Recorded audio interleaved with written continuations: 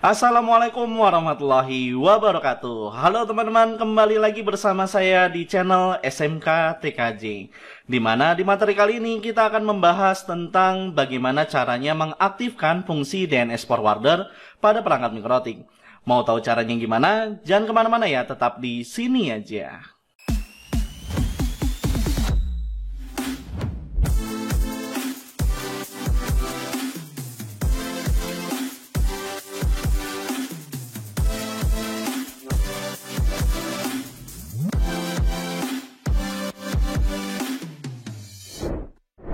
Oke, sebelum kita mulai jangan lupa ya untuk dukung terus channel ini dengan cara mengklik tombol subscribe dan tanda lonceng di video ini. Dengan begitu kalian akan mendapatkan notifikasi update video terbarunya dari channel ini.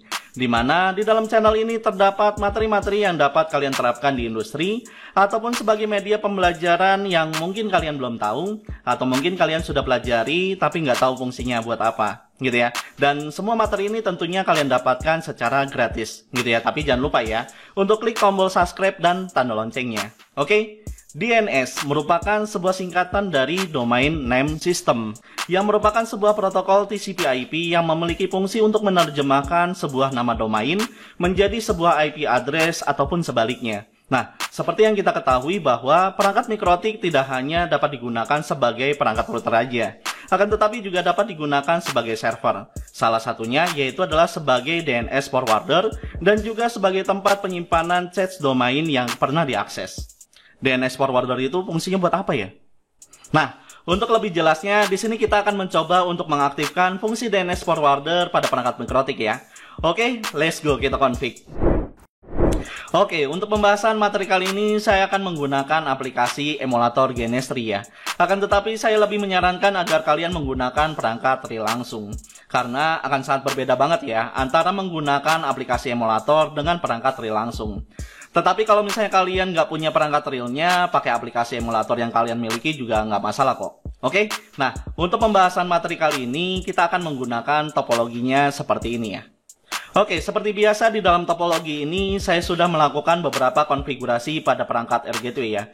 Dimana konfigurasi yang sudah saya lakukan yaitu adalah Internet Gateway dan juga DHCP Server. Jadi kalau misalnya kalian ingin mengikuti materi di video ini, kalian harus melakukan konfigurasi tersebut terlebih dahulu ya. Kalau misalnya kalian nggak tahu caranya, saya sudah menyediakan list materi di video ini agar kalian dapat pelajari terlebih dahulu ya. Oke, nah untuk mengaktifkan fungsi DNS forwarder pada mikrotik, di sini kita remote dulu perangkat Air Gateway dengan menggunakan aplikasi Winbox gitu ya. Nah caranya di sini kalian buka aplikasi Winbox-nya. Nah, kemudian kalau misalnya ada tampilan seperti ini, kalian klik di bagian Run, gitu ya. Nah, nanti akan muncul sebuah aplikasi Winbox yang digunakan untuk melakukan remote terhadap perangkat Air Gateway yang kita miliki, gitu ya. Dimana perangkat Air Gateway ini terletak di bagian aplikasi emulator di Genestri, gitu ya.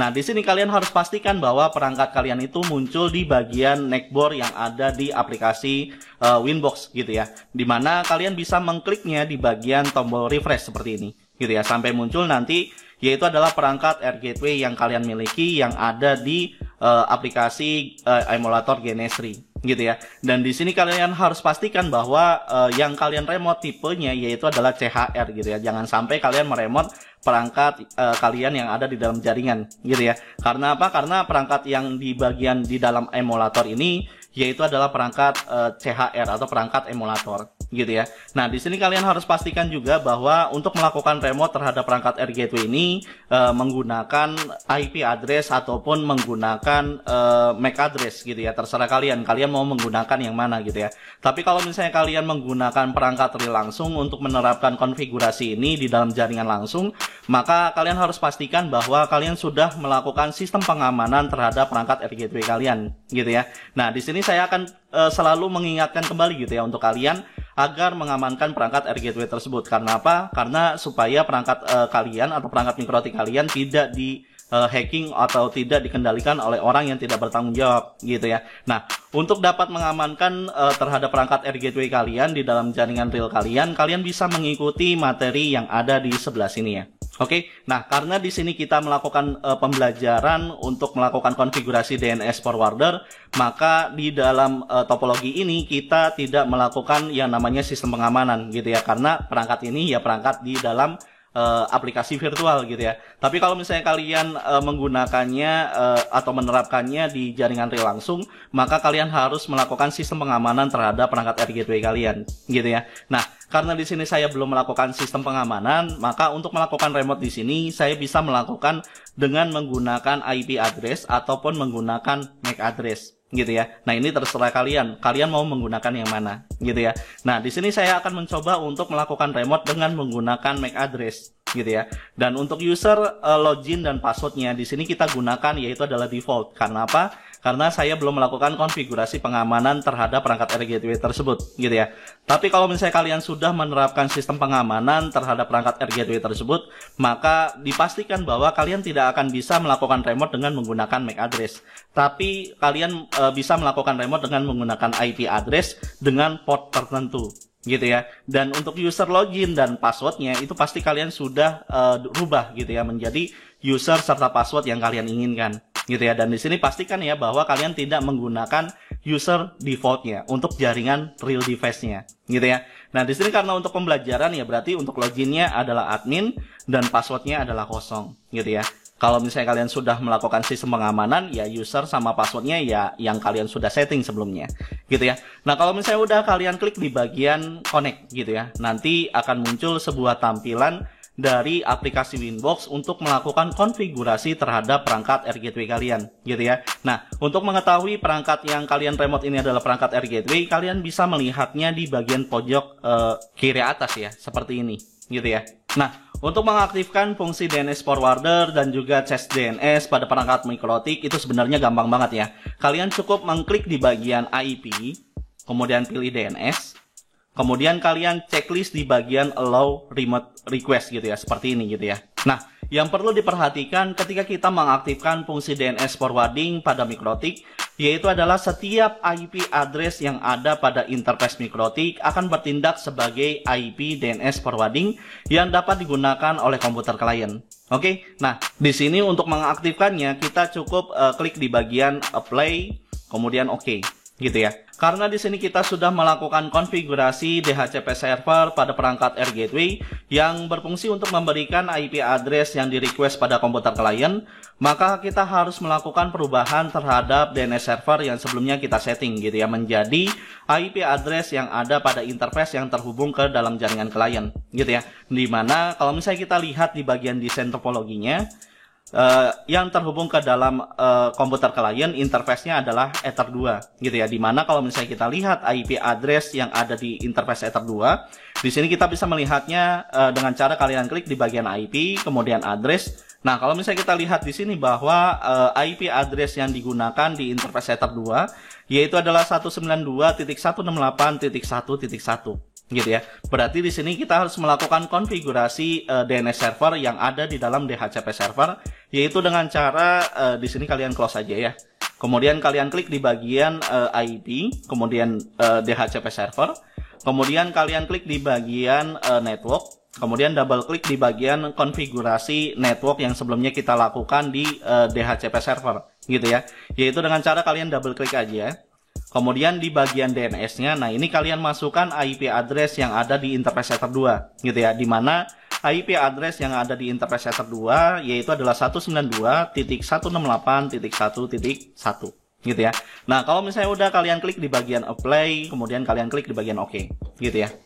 Untuk langkah selanjutnya kita akan melakukan uji coba apakah DNS forwarder yang kita konfigurasi sebelumnya berjalan dengan baik atau tidak gitu ya. Nah, di sini kita remote dulu setiap masing-masing PC yang ada di dalam jaringan gitu ya. Dan di sini kalian harus pastikan ya bahwa PC yang ada di dalam jaringan ini sudah dapat terkoneksi ke dalam jaringan internet sebelumnya dan sudah dijalankan juga gitu ya. Nah, cara untuk melakukan remote terhadap PC klien caranya yaitu adalah di sini kita minimizekan dulu aplikasi Winbox-nya.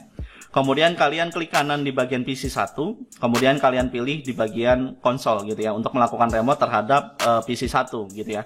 Nah, karena sebelumnya kita sudah melakukan konfigurasi DHCP server pada perangkat Air Gateway, Maka di sini kita lakukan konfigurasi DHCP client pada setiap komputer klien gitu ya, untuk mendapatkan IP address dari DHCP servernya. Nah, caranya di sini kalian klik di bagian ini saya geser dulu ya, biar nggak ribet. Kalian klik di bagian tanda control panel ya, bentuknya seperti ini ya. Nah, ini kalian klik, kemudian kalian klik di bagian network. Kemudian di bagian interface-nya, nah ini kita gunakan adalah interface eternal. Nah, karena di sini untuk mengaktifkan DHCP client pada komputer klien, caranya yaitu adalah kalian klik di bagian use DHCP broadcast menjadi yes gitu ya. Jadinya seperti ini gitu. Nah, kalau misalnya udah, kalian klik di bagian apply, kemudian pilih exit gitu ya. Nah, di sini kita lakukan hal yang sama untuk PC yang kedua gitu ya. Yaitu dengan cara kalian remote juga di bagian PC 2-nya. Ini kalian klik kanan. Kemudian pilih di bagian konsol. Nah, kemudian di sini saya geser terlebih dahulu. Kemudian kalian pilih di bagian control panel yang bentuknya seperti ini. Kemudian kalian klik di bagian network. Nah, kemudian kita aktifkan untuk DHCP client pada PC 2 gitu ya. Nah, kalau misalnya udah, kalian klik di bagian apply, kemudian pilih exit gitu ya. Dan ini kita close aja gitu ya. Nah, di sini kita harus pastikan ya bahwa komputer klien sudah mendapatkan IP address dari DHCP servernya yang ada pada perangkat Air Gateway gitu ya. Nah, caranya di sini kita coba dulu di PC 2 ya. Caranya yaitu adalah kalian buka aplikasi terminal. Kemudian di sini untuk lebih memperjelas gitu ya, karena di sini tulisannya kecil, di sini kita bisa menggunakan perintahnya untuk memperbesar si tampilan terminalnya, yaitu kalian gunakan perintah atrm kemudian spasi min fn spasi kemudian 12 x kemudian 24 gitu ya. Nah, ini adalah fungsinya untuk memperbesar tampilan dari terminal yang ada di komputer kliennya gitu ya. Nah, kemudian jangan lupa di bagian akhir kalian tambahkan tanda dan gitu ya, atau tanda simbol dan gitu ya. Nah, kalau misalnya udah, kalian tekan tombol enter gitu ya. Nanti di sini tampilan terminalnya akan menjadi lebih besar gitu ya. Nah, ini kita close aja tampilan yang sebelumnya. Nah, kemudian untuk melakukan pengecekan apakah si komputer klien ini yang ada di PC 2 ini sudah mendapatkan IP address, kalian bisa menggunakan perintah yaitu adalah ifconfig kemudian eth0 gitu ya. Nah, kemudian kalian tekan enter. Nah, di sini kalau misalnya kita lihat bahwa PC 2 sudah mendapatkan IP address-nya yaitu adalah 192.168.1.254 gitu ya. Nah, kemudian kita cek lagi apakah IP DNS-nya ini sudah berubah atau belum gitu ya. Kalian bisa menggunakan perintah yaitu adalah cat spasi kemudian etc kemudian resolve gitu ya. Nah, kalau misalnya udah, kalian tekan enter. Dan di sini kalau misalnya kita lihat bahwa IP DNS yang ada di PC 2 itu sudah berubah gitu ya, di mana IP DNS-nya yaitu adalah 192.168.1.1 gitu ya. Nah, kemudian kita lakukan hal yang sama untuk PC yang pertama gitu ya, atau PC 1 gitu. Yaitu dengan cara di sini kita minimizkan dulu, kemudian kita buka PC 1-nya, kita remote aja. Nah, kemudian di sini kita close aja gitu ya. Nah, ini kita coba dengan menggunakan aplikasi yaitu adalah terminal. Kemudian kita lakukan hal yang sama untuk memperbesarnya gitu ya, biar lebih kelihatan. Di sini kita gunakan perintahnya yaitu adalah atrm, kemudian spasi min fn, spasi kemudian 12, kemudian x, kemudian 24. Dan jangan lupa di bagian akhir kalian beri tanda simbol dan gitu ya, yang ada di keyboard. Nah, kalau misalnya udah, kalian tekan enter. Nah, kemudian yang ini kita close saja. Kemudian yang ini kita arahkan ke atas. Kemudian kita gunakan perintah untuk melihat IP address yang ada pada PC 1 gitu ya. Perintahnya sama seperti sebelumnya yang ada di PC 2. Yaitu kalian gunakan perintah ifconfig kemudian eth0 gitu ya. Nah, kemudian kalian tekan enter. Nah, di sini kalau misalnya kita lihat bahwa IP address yang ada di PC 1 yaitu adalah 192.168.1.253 gitu ya. Nah, kemudian kita cek juga apakah IP DNS-nya sudah berubah atau belum gitu ya, yaitu dengan cara menggunakan perintah cat kemudian etc kemudian resolve gitu ya. Nah, ini kalian tekan enter aja. Dan kalau misalnya kita lihat di sini bahwa IP DNS pada PC 1 itu sudah berubah, yaitu adalah 192.168.1.1 gitu ya. Nah, karena IP DNS pada setiap komputer klien sudah berubah menjadi IP address yang sebelumnya kita setting pada DHCP server, maka langkah berikutnya yaitu adalah kita akan mencoba untuk menguji DNS forwarder yang sebelumnya kita setting gitu ya, yaitu dengan cara mengakses situs dengan menggunakan browser pada komputer klien, gitu ya. Nah, misalnya di sini kita akan mengakses situs yaitu adalah google.com, gitu ya. Yaitu dengan cara di sini kita closekan dulu terminalnya. Kemudian kalian buka browser yaitu adalah Mozilla Firefox, gitu ya. Nah, ini kalian klik aja. Nah, kemudian di sini kita perbesar. Nah, kemudian di sini kita akses yaitu adalah google.com, gitu ya. Kita buka google.com. Nah, kemudian kita tekan enter, maka yang terjadi adalah kita bisa mengakses situs google.com, gitu ya. Padahal kita menggunakan IP DNS yang ada pada router gateway yang sebelumnya kita setting, gitu ya. Nah, di sini kita coba lagi untuk PC yang kedua, gitu ya. Nah, ini kita minimizekan aja. Kemudian pilih di PC 2, kita remote lagi. Nah, ini kita closekan. Ini saya geser dulu biar lebih enak. Nah, kemudian kita menggunakan aplikasi Firefox ya, Mozilla Firefox. Nah, ini kita perbesarkan, gitu ya, biar kelihatan. Nah, kemudian kita akses situs yang sama, yaitu adalah google.com, gitu ya. Nah, ini kita tekan enter, dan di sini terlihat bahwa PC 2 juga dapat terkoneksi ke dalam jaringan internet, gitu ya, dengan melihat hasil dari situs yang kita akses sebelumnya, gitu ya. Selain mengaktifkan fungsi DNS forwarding, sebenarnya low remote request juga mengaktifkan fungsi cache DNS pada perangkat mikrotik, gitu ya. Nah, cara untuk melihatnya di sini kita buka aplikasi Winbox dulu, gitu ya. Nah, di sini kita minimizekan dulu kliennya. Kemudian kita buka aplikasi Winbox-nya. Nah, kemudian di sini kita close aja ya. Nah, caranya yaitu adalah kalian klik di bagian IP, kemudian pilih DNS. Nah, kemudian kalian klik di bagian cache, gitu ya. Nah, nanti di sini akan muncul nama-nama domain yang pernah kita akses sebelumnya, gitu ya. Di mana di sini kalau misalnya kita lihat banyak server yang diakses, gitu ya. Karena ya si server Google sendiri itu memiliki IP address serta subdomain yang banyak, gitu ya. Makanya di sini cache yang kita dapat ketika kita mengakses situs google.com yaitu adalah memiliki nama domain yang banyak juga, gitu ya. Di sini akan muncul nama domain yang pernah kita akses sebelumnya, gitu ya. Nah, kalau misalnya kita mengakses situs yang berbeda, misalnya di sini kita coba akses yaitu adalah detik.com pada PC 1. Di sini kita coba buka PC satunya. Kita remote dulu PC satunya. Nah, kemudian kita coba akses situs yang berbeda yaitu adalah misalnya detik.com ya. Detik.com. Nah, kemudian di sini kita kecilkan, gitu ya. Kemudian kita jalankan si aplikasi Winbox-nya, dan ini kita kecilkan juga sambil kita lihat ya. Sambil kita lihat cache yang pernah dilakukan, gitu ya, yang pernah disimpan, gitu ya, sama cache domain yang kita lakukan, yang kita konfigurasi. Nah, kemudian di sini kita coba enter, gitu ya, di bagian PC kliennya. Nah, nanti di sini akan terlihat bahwa adanya terdapat sebuah request ya dari Detik. Nah, ini kita bisa lihat di sini ada detik.com yang kita akses, gitu ya. Dan untuk melihat situs mana aja sih yang pernah kita akses berdasarkan nama situs yang kita akses sebelumnya, kita bisa menggunakan tanda corong ya, tanda corong di sebelah sini.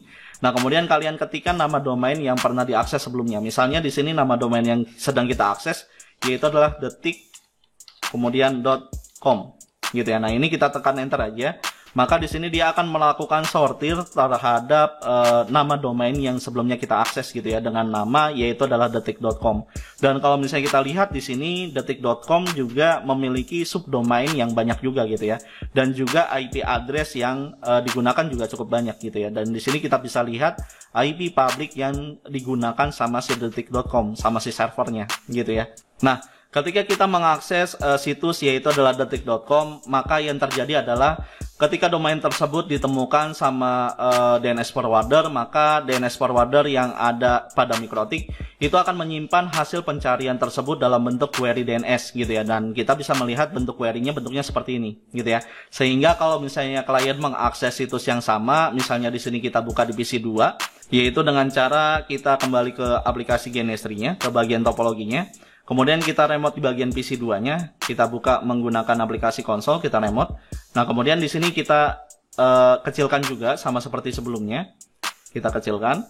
Nah, kemudian kita buka aplikasi Winbox-nya.